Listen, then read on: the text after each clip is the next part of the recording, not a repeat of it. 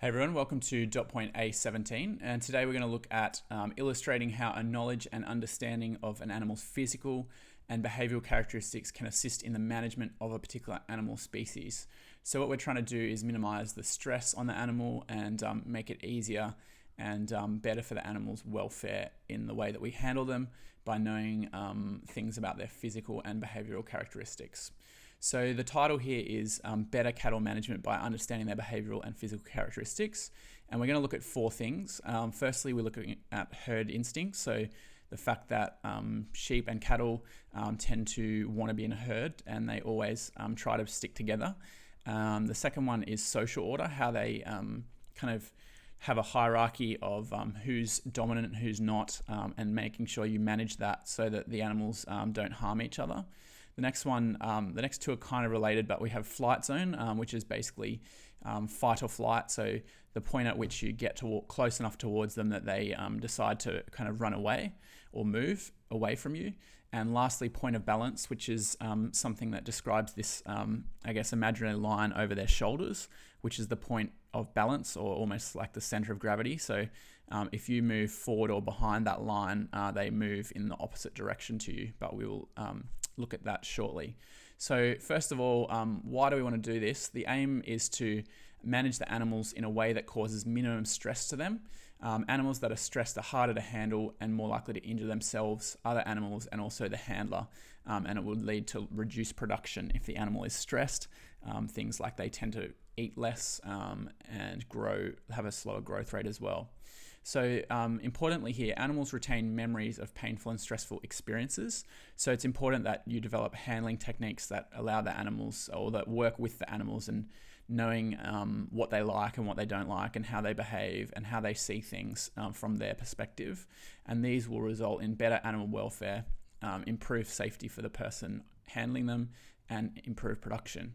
And so we're going to look at these four behavioral characteristics and also as part of that, some physical aspects to these characteristics. Okay, so the first one here is herd instinct, and it says, as cattle are prey species or they get preyed on by other animals, they tend to feel most comfortable within the herd, not as individuals isolated from the group. And so this is particularly noticeable when they're threatened by a predator or the handler. They tend to mob together and stay together in their group. And so this can kind of help you, if you use this well, it can help you move animals because you need to focus on moving the group as a whole. And if one animal or two animals split off from the herd, you want to keep moving the herd itself. And those one or two animals that split off separately will end up joining back up with the group because they always want to stay in the herd, which is hence why it's called herd instinct.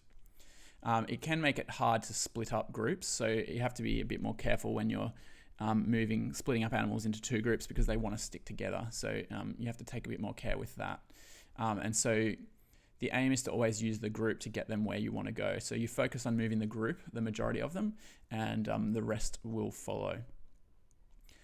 Okay, so it says here also isolating individuals should be avoided unless you have to do it. And specifically the handler should avoid getting between isolated individual and the herd. So basically you should avoid backing the animals into a corner, for example, individually, because they will want to get back to the rest of the herd and they will push through you if they need to, if that's the only way to get back. And that obviously is dangerous for the handler, but also it stresses the animal out because they can't be with their group. And it's usually easier to just return the individual to the mob and it makes it safer. And so basically the question here says, if one cow broke off from a group, would you go after the one or would you move the herd? And as I mentioned, you would want to keep moving the herd and the one would rejoin the group shortly. The second point here is social order. So like humans do, cattle form a social order or a bit of a pecking order of sorts. You have people that are more dominant or cows that are more dominant and more aggressive and ones that are less dominant and less aggressive. And so they develop this social order. And so this is obviously behavioural. And when herds are moved and individuals from different herds mix, so you're joining two different herds together or something like that, you can get aggression between the animals until they kind of work out who is boss and who is the dominant male, for example. And so you get butting and pushing of each other, and obviously that can lead to bruising and injuries and cuts and all sorts of things like that. So when you're mixing herds, you need to take this social order into account and be careful about putting animals that are like, say, two very dominant male animals together in the same area, because that will cause injury potentially. So as mentioned, young bulls often show signs of playfulness, and this can develop into more aggressive behaviors when they become older and become more territorial. And adult bulls will often fight, particularly when they're crowded in gateways and yards. So when we, for example, go or have been to the markets, animals will be penned in certain combinations to make sure that there's not too much aggressiveness between the animals. If you put too many dominant animals in one pen, in a sale yard, for example, they can injure each other, which is not good. So individual cattle may be picked on by more dominant individuals and may therefore be suited to life in a group with other individuals that are less aggressive. So you need to kind of monitor them initially when you put them together in a group, and if there's too much aggression, you might need to alter the groups. So you should also take care when yarding the groups, as mentioned, with say sale yards, for example, and you want to reduce the chance of the animals being injured or stressed, and this can obviously adversely affect their production. Bruising is going to decrease the quality of the meat, or that part of meat can't be sold. And so one of the aspects of this social order that is also physical. So remember, this dot point is about physical and behavioural. Physically, some cattle have horns, and so producers will almost always remove horns, or they will breed animals which are polled. And polled means they're genetically, they don't have horns. So for example, poll Herefords are Herefords without horns. And so clearly horns, if they get aggressive, can cause damage to other cows. And so having cows without horns is really important. So this is physical, a knowledge of their physical side. So remember, the dot point is about physical and behavioural, and having horns or getting rid of horns is using your knowledge of their physical aspects to improve management by removing horns. It's most likely that if you got asked a question about this, you'd be asked about physical and behavioural. But as you'll see at the end, there's actually only one multiple choice question that's ever been asked on this dot point in the last 10 years. However, it's quite possible that a decent question might come up on this at some point in the future. The next one we're looking at here is flight zones. Now, basically, all animals have a flight zone, pretty much, except ones that might be hand raised and are really tame. They may not have a flight zone. They may actually come up to people and want to seek people out, and when you get close to them, they won't want to move away from you. But basically, any animal that you get close to and wants to move away from you, they have a flight zone. So this is kind of comes from the concept of fight or flight, where if you're in danger, humans as well, or animals, if they think they're in danger, they either need to decide to run away or to stay and fight. And so this is this fight or flight concept, and this is where the term flight zone comes from here. So the ones, like I said, the ones that don't have this are usually hand raised, or they're maybe stud animals where they have a lot more interaction with humans. And so when a handler approaches an animal, the point at which the animal starts to turn and move away is known as the flight distance. And when you measure this around the animal, it's known as the flight zone. So we have this here, for example, this dotted line is kind of the imaginary flight distance, or this solid line here is the flight distance. So if I, with this animal, if I get to this edge here and move across this line here, this animal will start to move away from me, because this is the point at which it feels threatened and it realizes it needs to move away. Now, clearly there's no measurement here, because this distance is going to vary for each animal. So if an animal is more tame, then you're going to be able to get closer and closer to it without it moving. So this flight zone will be smaller. However, if an animal is maybe wild or is not very tame, is not used to humans, the flight zone might be really large and very far out. So the flight zone varies for each animal. Now, this is the flight distance here, and as we said, the whole area around it drawn as a circle is a flight zone. And you also have the awareness zone, where once you move inside this zone, the animal kind of stops what it's doing and looks at you. And then once you get to the flight zone and you cross that line, it starts to move away. And so basically, a producer can use this, a handler can use this to help move animals. So you want to move up towards the animal. And if you want it to move, you need to enter the flight zone just temporarily. If you stay right in this flight zone for a long period of time, the animal can become stressed and gets agitated and will kind of be harder to handle. So you want to get it moving, you want to just enter the flight zone here and then kind of duck out until it stops moving maybe, or slows down, and then you enter the flight zone briefly again. So an example of this is if you go to the barkerag.com website, so it's barkerag.com, and you go to plant and animal production, and then you go down the bottom about a quarter of the way down, about this dot point here, illustrate how knowledge, understanding of animals' physical and behavioural. This is the Temple Grandin movie. Temple Grandin is a professor in the US who has come up with all of these ideas about cattle behaviour, and I guess most of the yards and yard designs these days in the world for best practiced handling of cattle have come from her ideas. And so here is an example of flight zone. So this cow here has a flight zone around it of a certain distance, a certain length. And once the person enters that flight zone, the cow starts to move, and then you back off and stop putting pressure on it. So this is the same example here. When you move up to cow, it looks, you've entered the awareness zone, and then once you cross kind of imaginary line called the flight zone, it starts to move away from you, and that one obviously has a larger flight zone there. So you can go and have a look at that as well, which is really helpful. So the things that affect that are different breeds, the history of exposure to humans, and the environment all affect how large the flight zone is, how far away from the cow it is. So if I wanted to start movement, I put A and B here. If I wanted to get the cow to start moving, I'd move, say, from A to B, and it would start moving. If I moved from B back to A, the animal would stop movement. So that's an example there of that happening.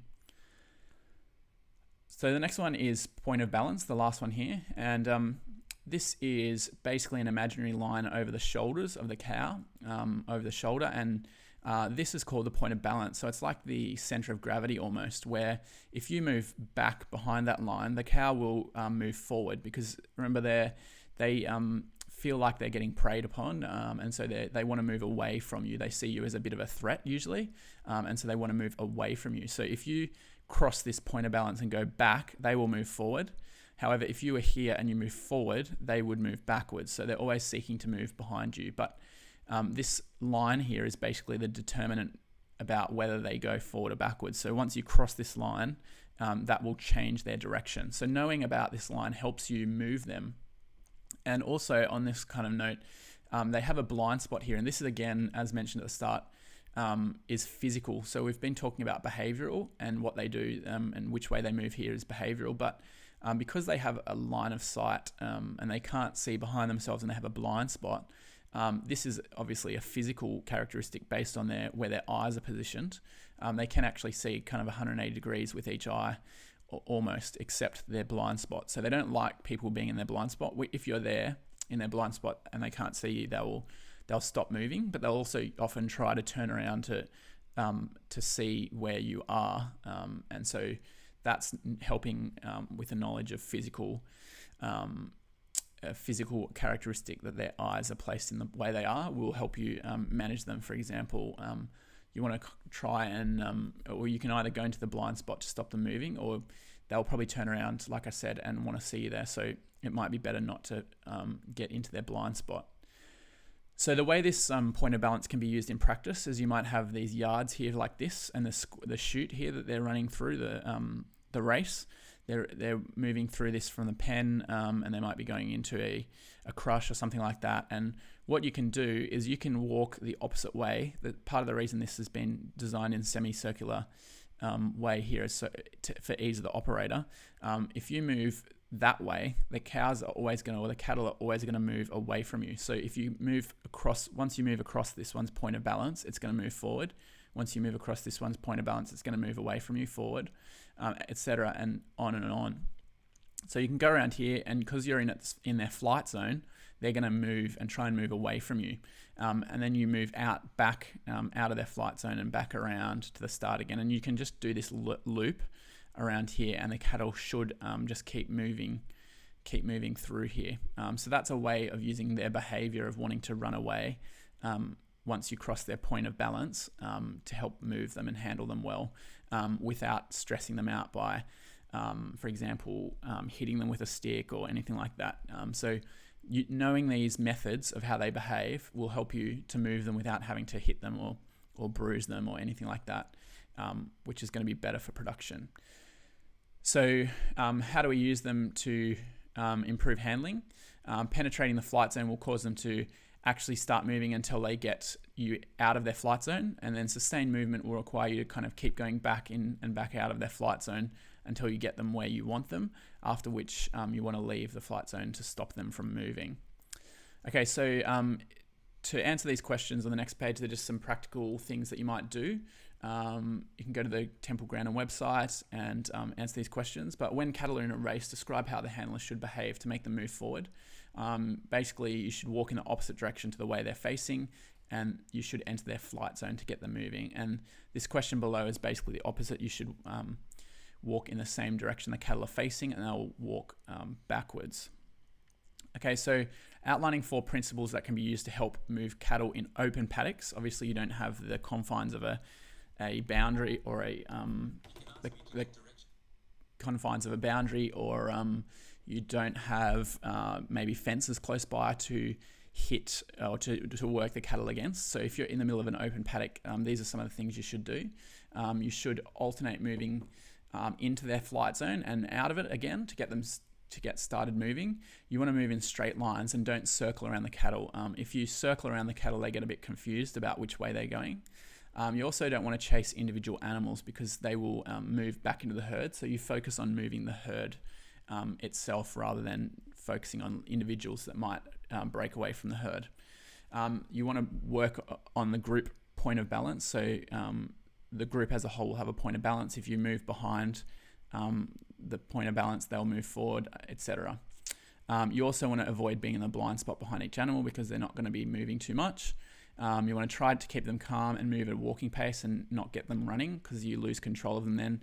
And then you want to avoid kind of going too deep into the group flight zone because it will split them up there, and you don't want that.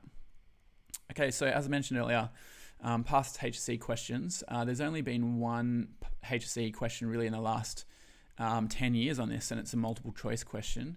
And it's quite possible that it might come up again because it hasn't been asked for a long time. And it'd be important to kind of be really good at being able to answer this question or this dot point because a lot of people in the state won't have had much practice at answering this question. So if you can be really good at answering this dot point, it would be helpful if it comes up in an exam. So the question is, which of the following is an example of behavioural characteristics? Fertility is reproductive. Live weight is not anything to do with behaviour. Temperament means, for example, you could have an aggressive temperament or a calm temperament. It is another word for basically behaviour or how the animal acts. And then obviously body temperature is nothing to do with behaviour either. So that's clearly C there.